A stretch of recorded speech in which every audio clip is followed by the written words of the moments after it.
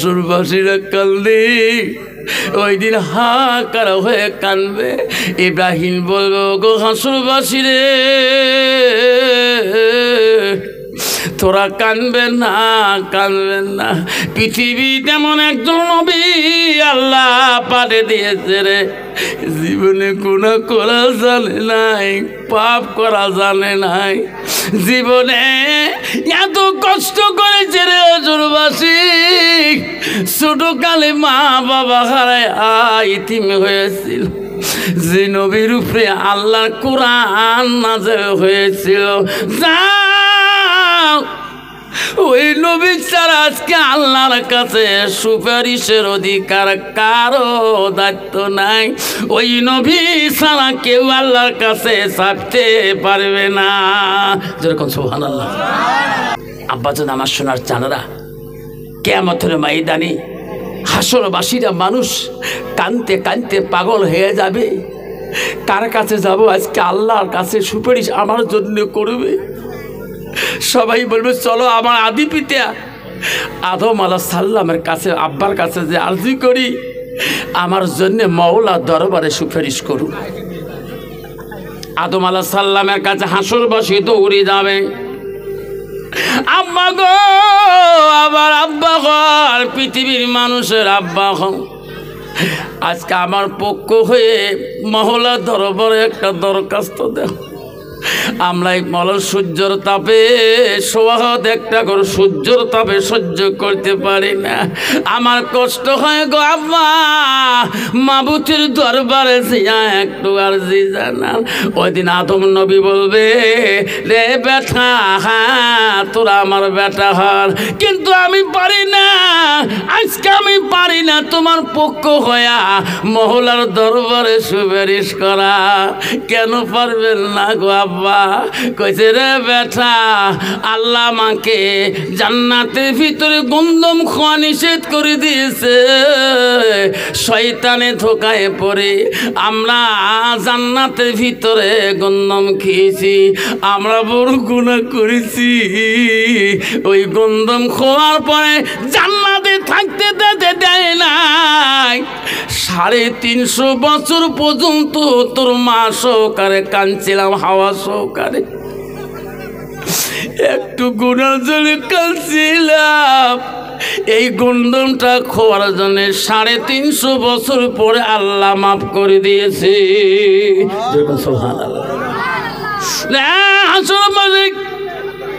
আজকে আল্লাহ যদি আদালত করে, আদম 350 বছরে মাফ করে দিয়েছি রে, তোর আরো বিচার হবে।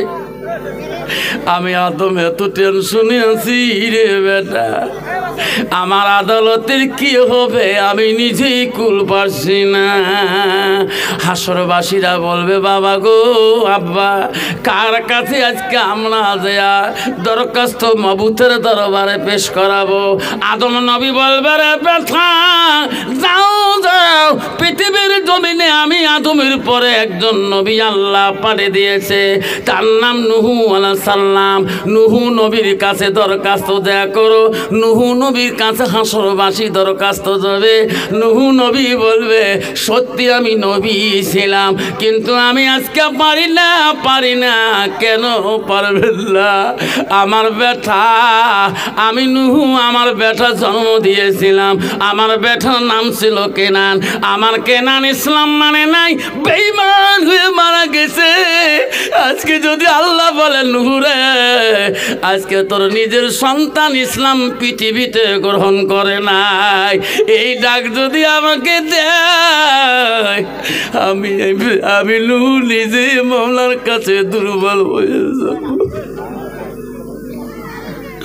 নূহ আলাইহিস সালামের কাছে হাসরবাসী কাঁদবে। কার কাছে জানো? নূহ বলবে, আল্লাহর এমন একজন নবী পৃথিবীতে পাঠিয়ে দিয়েছে, আল্লাহ তার উপরে আল্লাহ কোরআন নাযিল করেছে, তার নাম হযরত মুসা কলিমুল্লাহ। মুসা নবীর কাছে যাবে। মুসা নবী বলবে, আমি পারবো না, আমি বনি ইসরাইল বংশ নবী ছিলাম, কিন্তু আমার জামানায় আমার যুগে একটা লোক ইসলাম মানে নাই, কলেমা পড়ে নাই, আমার সামনে এমন শর্মা ছিলাম আমি মুসা, এক সৌরি লোকটা মারা গেছিল। আল্লাহ যদি বলে মুসা রে তোমাকে আমি এইভাবে ইসলামের জন্য পাঠিয়ে দেই নাই, ও মুসা তুমি সর দিলি কেন, লোকটা মরে গেল। আল্লাহ যদি আদালত শুরু করে আমি মুসা তারে জবাব দিতে পারবো না। আসল বুঝি কাঁদবে রে, আজকে আমার কাছে কে যাবে গো, আমার পক্ষে মাওলা দরবারে কে সুপারিশ করবে? মুসা নবী কিনে কিনে বলবে তোরা যাও।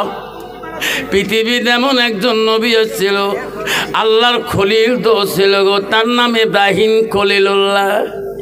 আল্লাহ তার উপরে ওহী নাযিল করেছিল, যাও ইব্রাহিম আলাইহিস সালামের দরবারে যাবে, ইব্রাহিমকে দেখি হাসরবাজি বড় আনন্দ খুশি হয়ে যাবে। ইব্রাহিমকে দেখি বলবো ও খলিলুল্লাহ, আপনি তো খলিল আল্লাহর দোস্ত, আমার কাকা দরখাস্ত দয়া করি মহলার দরবারে আমার পক্ষ হয়ে একটা পেশ করেন, আমরা হাসরবাসী না সহ্য করতে পারে না। বাবা কষ্ট হয় নাকি? জোরে বলেন। মাইক অপটার আওয়াজ বেশি হয়, কিন্তু একটা কথা বলে তুলে দিবে এখান থেকে। ইব্রাহিম সাল্লাম হাসরবাসীর কান্দন দেখি বলবে আমি পারবো না। কেন পারবেন না? আপনি তো খলিল দোস্ত, আল্লাহর দোস্ত ছিলেন। কয়েছে হাসরবাসীরা আমি খলিলুল্লাহ ছিলাম, আমার একটা ভুল হয়েছে। কোনদিন? যেদিন আমার ইসমাইলকে আমি কুরবানি করতে নিয়ে যাই, ওদিন আমার বিবির কাছে আমি মিথ্যা কথা বলছিলাম। আমার বিবিকে বলছেন বিবি রে ইসমাইলকে মিনা বাজারে নিয়ে যাও। ওদিন আমি মিনা ময়দানের কথাটা বলি না। আল্লাহ যদি বলে ইব্রাহিম ওই দিন তোর বিবিকে কেন তুমি মিনা বাজারের কথা বললি, মিনা ময়দানের কথা কেন বললি না? আসলে আমি পারবো না, আমার কোন সময় ডাক মাওলার কাছ থেকে এসে যায় আমি জবাব দিতে পারবো না। হাসরবাসীরা কান্দে, ওই দিন হাকার হয়ে কানবে। ইব্রাহিম বলবো গো হাসরবাসী রে তোরা কানবেন না, কানবেন না। পৃথিবী তেমন একজন নবী আল্লাহ পাঠিয়ে দিয়েছে রে, জীবনে গুনাহ করা জানে নাই, পাপ করা জানে নাই, জীবনে এত কষ্ট করেছে রে হাসরবাসী।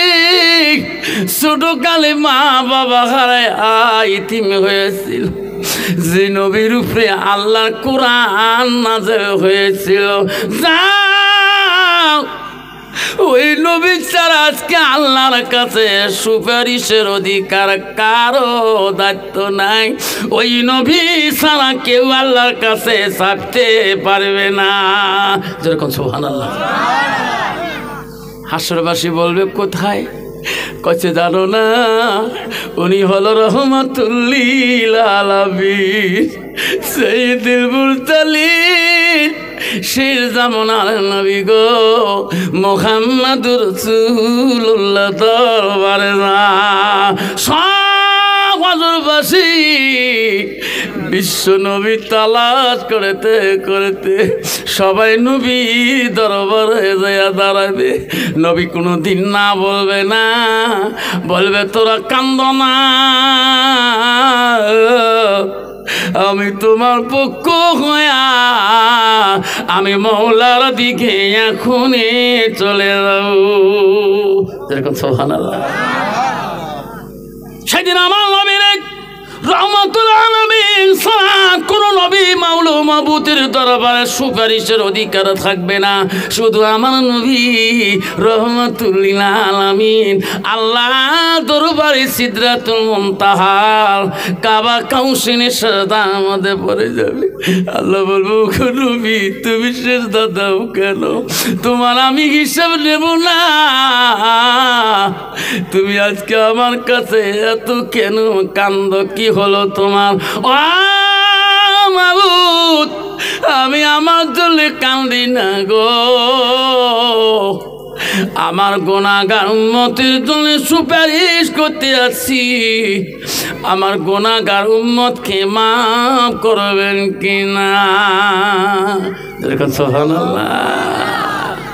বাবা আল্লাহ বলবে যা নবী যা, তোর মনোনীত উম্মতকে নিয়ে তুই জান্নাতের দিকে চলে যা। যেরকম সুবহানাল্লাহ।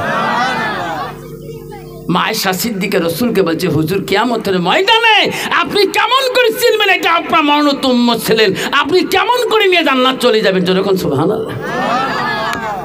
রাসূল বলছে আয়েশা রে, একটা খোলা ময়দানে যদি 10,000 ঘোড়া ছাড়ি দেওয়া হয়, 10,000 ঘোড়ার মধ্যে একটা ঘোড়ার রং যদি ফটকা ফটকা সাদা সাদা চকরা বকরা হয়ে যায়, ওই 10,000-এর মধ্যে ওই যখন চকরা বকরা ঘোড়াটার প্রয়োজন হবে 10,000-এর মধ্যে খুঁজি পাওয়া যাবে কি না? যাবে কি না? যখন রাসূল বলছে আয়েশা, যারা আমার উম্মত হবে রে কিয়ামতের দিন, যারা আল্লাহর হুকুম আদায় করবে, নামাজ আদায় করবে, নামাজ পড়বে, ওই নামাজের জায়গাগুলা, রুকুর জায়গাগুলা, সিজদার জায়গাগুলা, আমার নবীর সুন্নতের জায়গাগুলা নূরে ঝিলমিল ঝিলমিল করবে। আমি নবী চিনক্ত করি করি নিয়ে আমি জান্নাতের দিকে চলে যাও। সুবহানাল্লাহ। তাহলে বাবা নবীর উম্মত চিনক্ত করতে হলে আজকে যদি নবীর উম্মত হয়ে আমরা যদি মসজিদে জীবনে না যাই, যদি নবীর একটা সুন্নত যদি পালন করতে না পারি, নবী 10টা দায়নি সুন্নতের মধ্যে একটা সুন্নত আমার শরীরে নাই, তা রাসূল কিয়ামতের ময়দানে আমাকে সুপারিশ করবে গো। কোন নবীর উম্মত হলাম? যে নবী কাল কিয়ামতে সব নবীর আদালত হবে, আমার নবীর আদালত হবে না। জোরে কোন সুবহানাল্লাহ। আমার নবী জান্নাতে না যাওয়া পর্যন্ত, আমার নবীদের উম্মত আগে আখিরি নবীর উম্মত জান্নাত না যাওয়া পর্যন্ত কোন নবীর উম্মত আগে জান্নাত দিতে পারবে না। জোরে কোন সুবহানাল্লাহ। আজকে সেই উম্মতের যদি আকৃতি আকার যদি এইরকম হয়, হালাল হারাম যদি কিছু বোঝে না, কত সেই উম্মত জান্নাত আগে যেতে পারে? আজকে দেখবে রাস্তাঘাটে ট্রাকে দেখা যায়, মালগাড়িতে দেখা যায়, বাস গাড়িতে দেখা যায় বহু 2 নম্বরই মাল চলতেছে। ওই গাড়িতে ট্যাবলেট ধরা পড়তেছে, ওই গাড়িতে নেশার ট্যাবলেট, ওই গাড়িতে মদের বোতল, ওই গাড়িতে দেখবেন গাঞ্জার গাড়ি, দেখবেন ধরে মুসলমানের ছেলে। যেরকম ঠিক না ঠিক? ফেসবুকে ইউটিউবে দেখাইতেছে অন্য জাতির ছেলে না, প্রতিদিন ইউটিউব চেক করবেন যে আজকে বিলেসি বা ধরা পড়লো, কি গোলগঞ্জ টেলগেটে ধরা পড়লো, কাই মুসলমানের ছেলে নাম বলে। যেরকম ঠিক না ঠিক?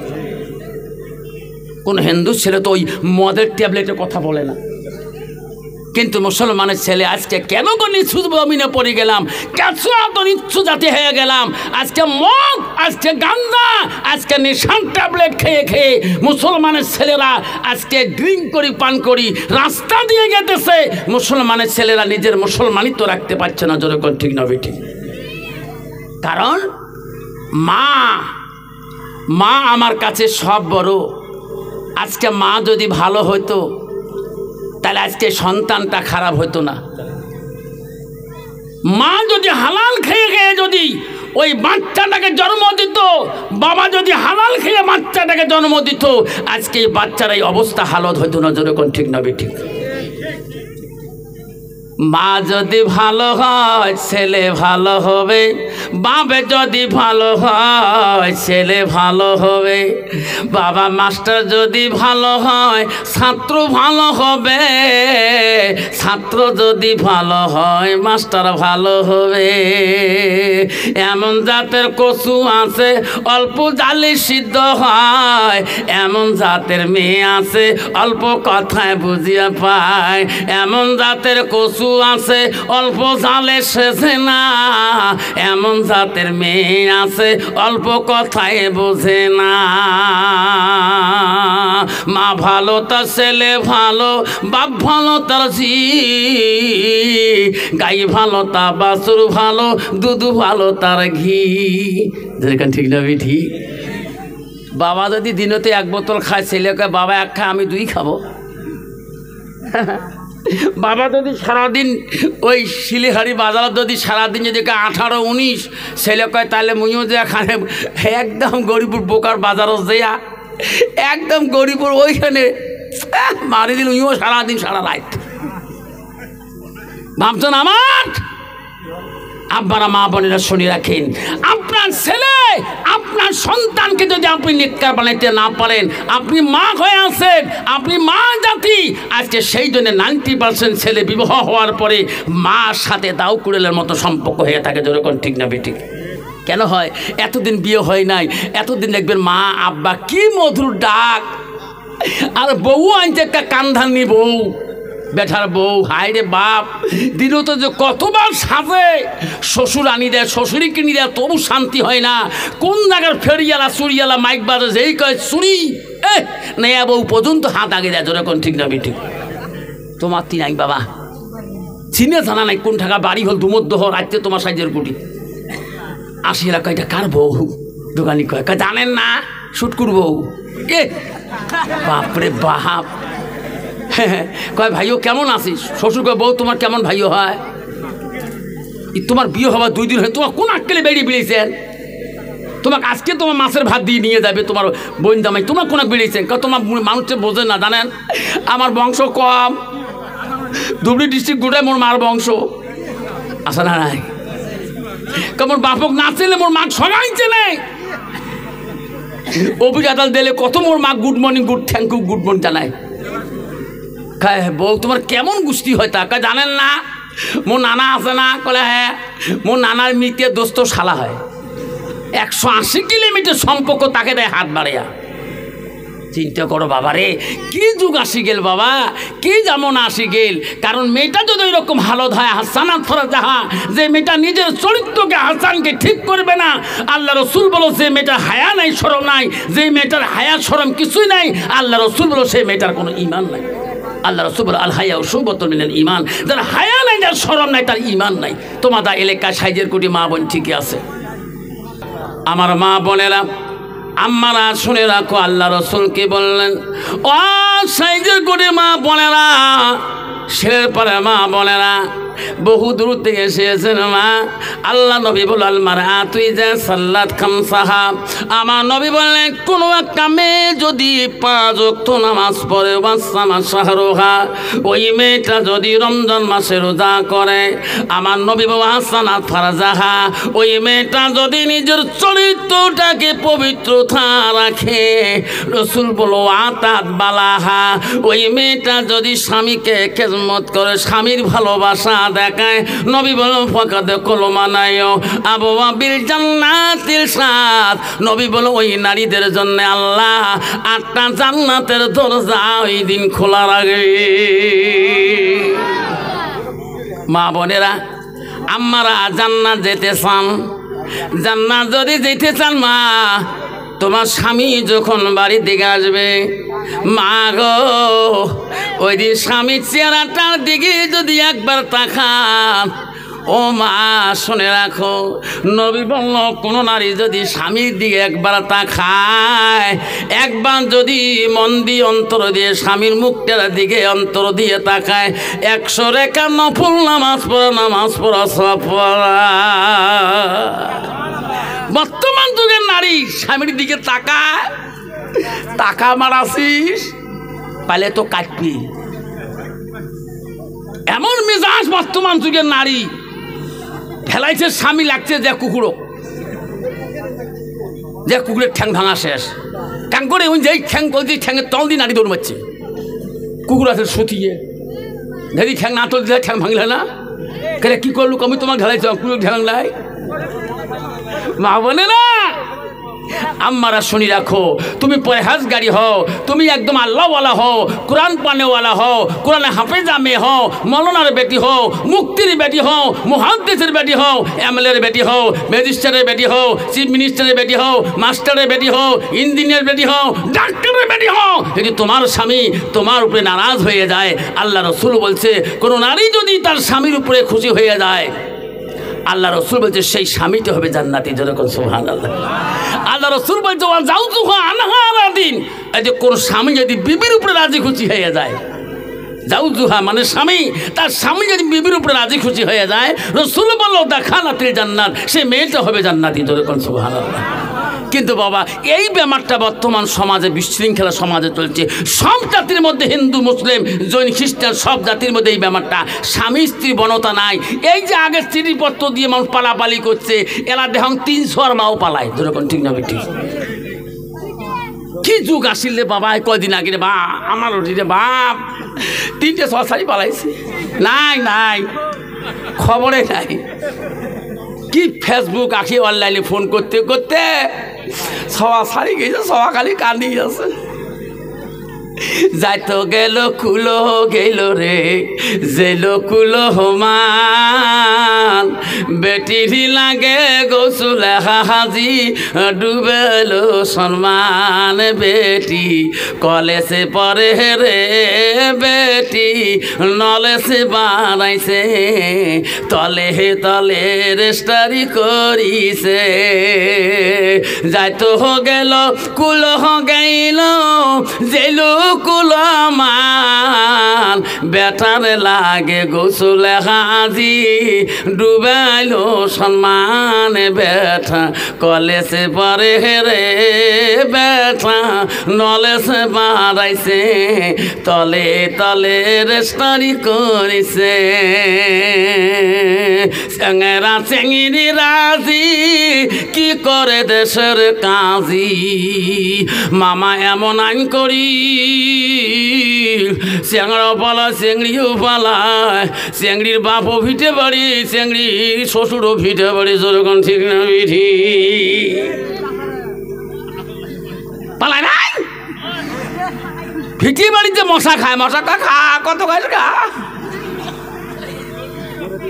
মামা আইন করছে ভিটে না যাবো মানে, তবু মুসলমান শিক্ষা হলো না। যেরকম ঠিক না বিটি আল্লাহ কি যে 2022 একটা যে দিন গেল ফেব্রুয়ারি মাস জানুয়ারি মাস, হায় রে নদীর কোনো নাও যে ঘুমে মশা খায়া খায় ঠেসা হয়েছে। হ্যাঁ বাবা আমার মা বোনের আম্মারা শুনি রাখেন, জান্নাত যেতে চান 90% নারী আছে বাবা, দেখবেন বেশিরভাগ নারী আছে। আম্মা শুনে রাখেন, আম্মারা রাসূলুল্লাহর একজন স্ত্রী ছিল না। মা বলে শুনে রাখেন নবীদের এক করে 11 জন স্ত্রী ছিল। যেরকম সুবহানাল্লাহ। আল্লাহ আল্লাহ রসুল স্ত্রী হজরতে মা আয়েশা সিদ্দিকা একদিন রাসূলুল্লাহকে একটা কথা বলে, ইয়া রাসূলুল্লাহ আমি তোমাকে একটা কথা বলতে চাই। কেন? আল্লাহ রসুল আসি দেখে সব বিবিরা কাজে ব্যস্ত হয়ে আছে, একজন বিবি খালি কাজে ব্যস্ত নাই। হযরত বিশ্ব রসুল বলল সবার ওই সংসারে 4 জন হলো একে অধিকার। ঠিক না বিঠি? হযরত আয়েশা, হযরত উম্মা হাবিবা, হযরত উম্মা সালমা, হযরত সুফিয়া, হযরত সালমা, হযরত রোকেয়া, এইভাবেই বিবিরা কামে ব্যস্ত, কিন্তু একজন বিবি কোনো কাজে ব্যস্ত নাই। রসুল উত্তর দিলেন আয়েশা সব বিবিদের অধিকার আছে এই সংসারে দায়িত্ব। যেরকম ঠিক না বেটি? তুমি বসে আছো কেন? তুমি কাম করবা না? তোমাকে তো কাজে দেখতেছি না। আয়েশা বলো রসুল প্রতিদিন আমি আয়েশা কাম করি, আজকে দিনটা কাম করবো না গো নবী। কেন? আজকে আমি বাড়ির কোনো কাম করব না, আজকে একটা কাম আমি তোমার কাছে খুঁজে নিতে চাই। নবী বলল, আয়েশা রে, কি কাজ তুমি খুঁজে নিতে চাও? ওগো নবী, তোমার কাছে কাজটা নিতে চাই, সেই কাজটা আমাকে দিবেন কি না? নবীজি বলল, আয়েশা কি কাজ? ওগো নবী, আমার মন আয়েশা চায় আজকে আমার হাত দুইটা দিয়ে আমি তোমাকে গোসল করে দিতে চাই। যেরকম সুবহানাল্লাহ। নবীজির যত স্ত্রী ছিল সবচেয়ে ভালোবাসা, তীক্ষ্ণ বুদ্ধি, চোখা কোরআনে হাফেজা ছিল হযরতে মা আয়েশা সিদ্দিকা। এত ব্রেন ছিলেন। আয়েশা ছিলেন আবু বকরের দ্বিতীয় কন্যা, দ্বিতীয় মেয়ে। আবু বকরের দুইটা মেয়ে ছিল, মদিনার প্রথম খলিফাতুল মুসলিমিন আবু বকরের দুইটা মেয়ে। প্রথম মেয়ের নাম ছিল হযরতে আসমা, আর দ্বিতীয় মেয়ের নাম ছিল হযরতে আয়েশা সিদ্দিকা। আয়েশা হলো রাসূলুল্লাহর স্ত্রী। আয়েশা বলো, রাসূল গো, আমি একটু তোমার খিদমত করতে চাই, তোমার শরীর মোবারকটা আমি আজ নিজ হাত দিয়ে গোসল করে দিতে চাই। জোরে কোন সুবহানাল্লাহ। কন্ত বাবা, বর্তমান যুগের নারী কন্ত ওই স্ত্রী কোনোদিন ওই স্বামী গাও দিবে চায়, এত একটু বাথরুমে গাওটাও ঘষি দিত। গা ঘষা আমার আসিস, পিঠির মইলে তো শেষ করি ফেলেবে একবারে। মা বলে না, শুনে রাখো, আল্লাহ তো বলে দিয়েছে তোমার ভাগ্য, তোমার স্বামী আছে, তোমার মতো ভাগ্যবতী নারী কেউ নাই। তুমি তোমার স্বামীর কাছে একটা পোশাক স্বরূপ, তুমি তোমার স্ত্রীর কাছে তুমি একটা তোমার স্ত্রী তোমার কাছে একটা লেবাস স্বরূপ। তোমার তো ওখানে পর্দা লাগে না, স্বামীর কাছে যাবা, তোমার সর্ব অঙ্গ স্বামীকে দেখতে পারবা, কোনো বাধা নাই। রাসূলুল্লাহ বলছে, আয়েশা রে, তুমি আজকে আমাকে গোসল করে দিলে কি তোমার অন্তর শান্তি হবে? হ্যাঁ রাসূলুল্লাহ, আমার অন্তরটা শান্তি হয়ে যাবে। রাসূলুল্লাহ যখন চেহারা মোবারকের দিকে আয়েশা তাকাইলেন, আয়েশার গোসল করি না দিয়ে নবীর দিকে তাকে তাকে চোখের পানি ঝরঝর করে ছাড়ি দিলেন। জোরে কোন সুবহানাল্লাহ। নবী বলে, আয়েশা রে, তুমি নিজে গোসল করে দেওয়া কথা বলিয়া কেন তুমি কাঁদতেছো বলো? আয়েশা, তোমার কি হলো? কথা বলো না কেন? কি হলো রে আয়েশা? আয়েশা বলছে, হুজুর, আপনার ছোটবেলায় কোনো রোগ হয়েছে নাকি? বসন্ত কলেরা হয়েছে নাকি? ওগো নবী, আপনার শরীরে এত কালো দাগ, আজকে আমি তোমার চেহারা মোবারকটা আমি নিজে দেখলাম, আপনার চেহারা মোবারকের এত কালো কালো দাগ কেন হয়েছে গো নবী? ছোটকালে তোমার কোনো বসন্ত কলেরা রোগ বেমার হয়েছে নাকি? নবীজি বলে, আয়েশা রে, ওই দিকে তুমি কেন তাকাও? আমার শরীরের দিকে তুমি কেন তাকাও? তুমি আমার গোসল করতে চাইছো, গোসল করে দাও। লাগো নবী, আপনি আমার মহব্বতের স্বামী হন রাসূলুল্লাহ, আমি জিজ্ঞাসা করার অধিকার আছে, আপনার শরীরের মধ্যে এত কালো কালো দাগ কেন? বিশ্বনবী চোখের পানি চালিয়ে দিয়ে কেলছে, আয়েশা,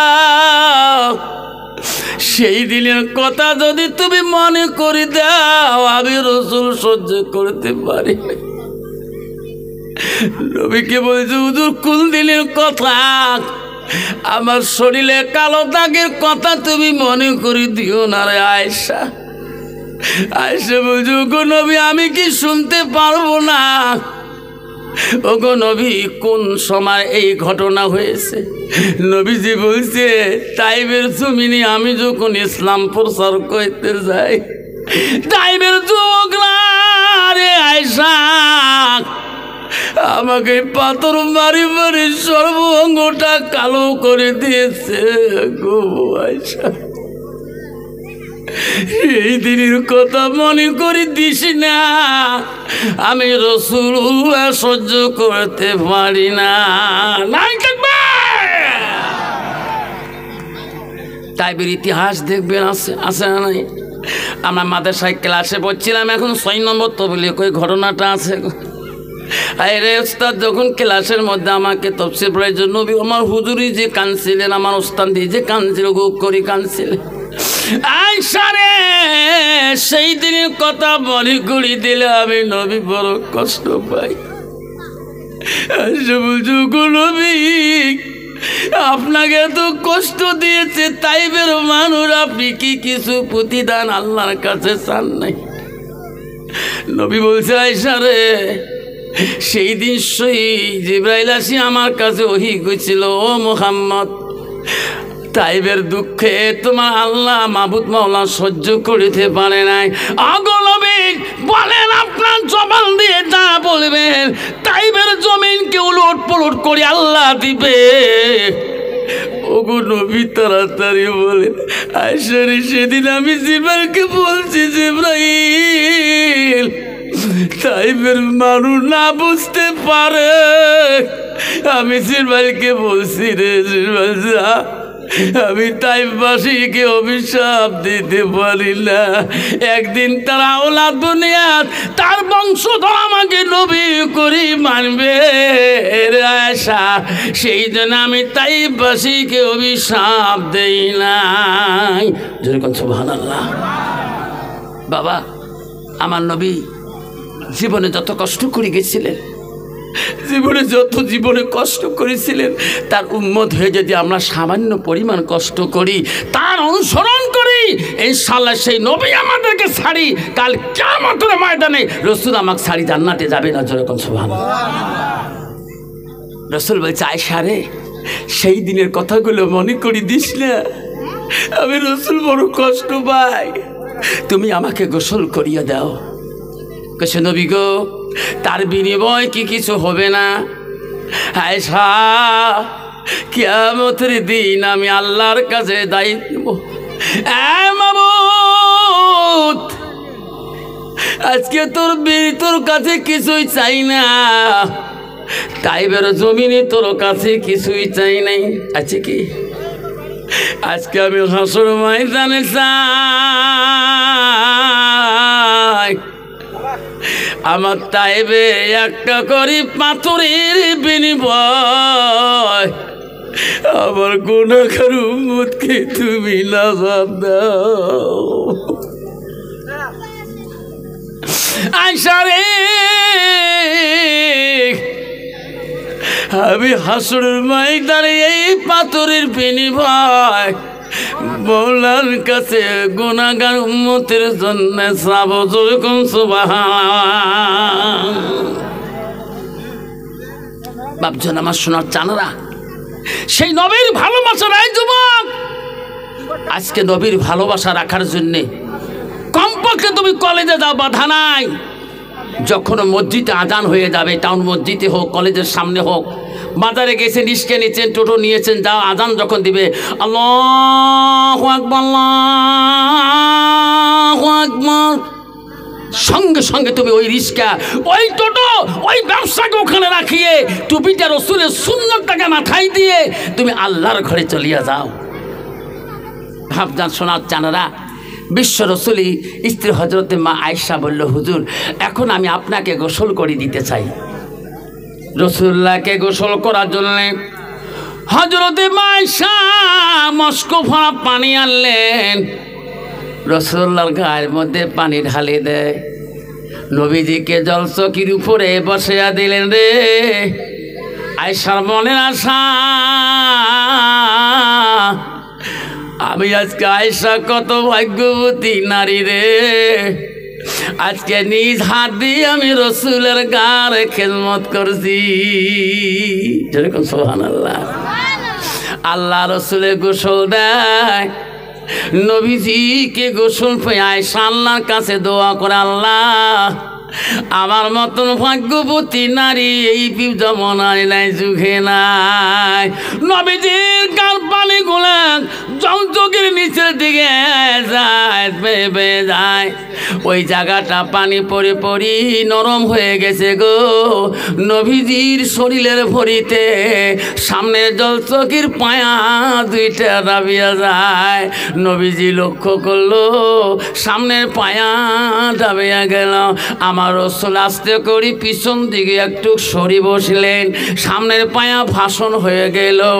আমার নবী খেয়াল করে নাই, আয়েশা আনন্দে নবীজির গার মধ্যে পানি ঢালে, আর অন্তরে এত খুশি। আয়েশা ডান দিকের পাটা জলচকির পায়া যখন ফাঁক হয়ে গেছে, ওই আঙুলটা জলচকির পায়া সমান হয়ে গেছিল। নবী খেয়াল করে নাই রে, দিকে নবী যখন আগে বসছেন গো, আয়েশা ডান দিকে পুরো আঙুলটা জলচকির ফাঁসে রাখতে গেছিল। নবীজির শরীরের ভরিতে, নবীজির দেহর ভরিতে আঙুলটা ফেটে গেছিল, রক্তগুলা ওই গোসলের পানি দিয়ে ঝর্ণার মতন করে যায়। নবী বলে, আয়েশা আমি নবী জীবনে কত একা গোসল করেছিলাম, আমার গোসলের পানির কোনো দিন রক্ত দেখি নাই রে, আজকে আমার গোসলের পানি দিয়ে এত রক্ত কেন যায়? হযরতে মা আয়েশা জবাব দেয় না, ও মা বলি রে শুনি রাখো মা। আয়েশা জবাব দেয় না, আয়েশা নবীজিকে গোসল করিয়া দেয়। আবার নবী বলে, আয়েশা রে, আয়েশা তুই জবাব দিস না কেন, কথা বলিস না কেন, এত রক্ত কোথায় থেকে আসতেছে? আয়েশা জবাব দেয় না, আমার নবীজি মাথাটা মুখটা আয়েশা মুখের দিকে তাকায়া দেখে, আয়েশা দুই চোখের পানি দিয়ে বুক বেঁধে যায় রে, তবু রাসূলুল্লাহর গোসল দোয়া বন্ধ করে না। নবীজি বলে, আয়েশা তুমি মোহাব্বতে গোসল দিতে চালি, এত কাঁদছো কেন রে বোন? কি হলো, তুমি কাঁদছো কেন? নবীজি জলচকি থেকে নামি আয়েশাকে পান্দা করে ধরল। আয়েশা কি হলো বোন তোমার, এত কাঁদছো কেন? কি হলো বলছ না কেন? কি হয়েছে তোমার? এত রক্ত কোথায় থেকে আসলো? ওগো নবী, আপনার গোসলের জীবনে রক্ত দেখেন নাই না, আজকে রক্ত কোথায় থেকে আসলেন জানলেন না? আমার ডান দিকের পা আঙুলটা, বুড়ো আঙুল, পায়ের আঙুলটা তোমার জলচকির পায়ার তলে আটকে গেছে গো নবী। তোমার শরীরের ভরিতে আমার বুড়ো আঙুলটা ফাটে গেছিল, আমার শরীরের রক্তগুলা এত কাল তোমার গোসলের পানি দিয়ে ঝর্ণার মতন করে গেল। নবী বলছি, আয়েশা তুই কি করলি? একটা বড় উ শব্দ আর শব্দ করলি না, আমার জন্য তুমি এত রক্ত তুমি কুরবানি দিলি রে আয়েশা, কারণটা কি? একটা বড় আর শব্দ করলি। মা বোনেরা, আয়েশা বলছে, রাসূল গো, পায়ে রক্ত তো দূরের কথা, অগণবে তোমার ভালোবাসায়, তোমার প্রেম আমার আয়েশার অন্তরে এত, আপনার দেহতে যদি আমার দেহটা চিপের মধ্যে পড়িয়া যায়, আমার আয়েশা জীবন দোয়া রাজি হব, তবু আমার জবান দিয়ে উ শব্দটাও করব না। যেরকম সুবহানাল্লাহ। কিন্তু